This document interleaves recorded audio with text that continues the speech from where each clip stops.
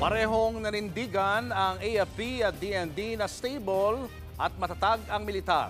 Yan ay sa gitna ng umuugong na mga balita ng kudeta at sumunod lumalaking galit daw ng ilang retiradong general dahil sa korupsyon. Nasa frontline ng balitang yan si Brian Castillo.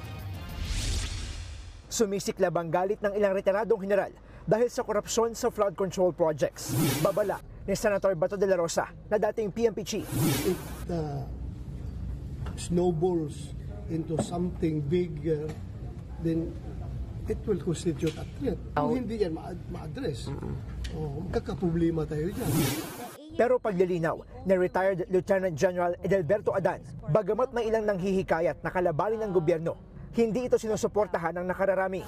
Kung sinasabi man nila na gusto nilang magpalit ng liderato, sabi mo nga, panawagan nila. Ang isang tanong, ano mangyayari? Anong kasunod nun? Pinag-aralan ba nila yun? Sinong ipapalit? Paano? So tingnan din natin, baka may mga political agenda din yan. Ang Armed Forces of the Philippines nanindigang hindi kailangan ng loyalty check.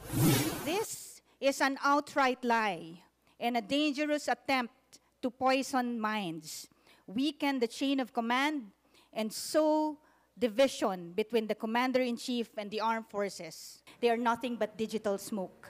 It's pure haze, no fire. Aminado rin sa Defense Secretary Gibo Teodoro na may nagsusulsol ng pag-aaklas. Pero hindi raw ito papatulan ng militar. Stable ang armed forces. Magmula flood control hanggang korupsyon. Hindi militar ang solusyon. Ang solusyon ay pagpapatatag at papagtibay ng ating mga institusyon. Tiwala rin ng palasyo na nananatiling tapat sa konstitusyon ang AFP. At lahat naman po tayo, hindi lamang po ang kasundaluhan, ang galit sa korupsyon. Nadinig na po natin si General Bronner. Sinabi po niya na mananatili silang matatag at hindi po sila sasali sa gintong klaseng gulo. Nagbabalita mula sa frontline. Brian Castillo, News 5. Mga kapatid, Julius Babaw po.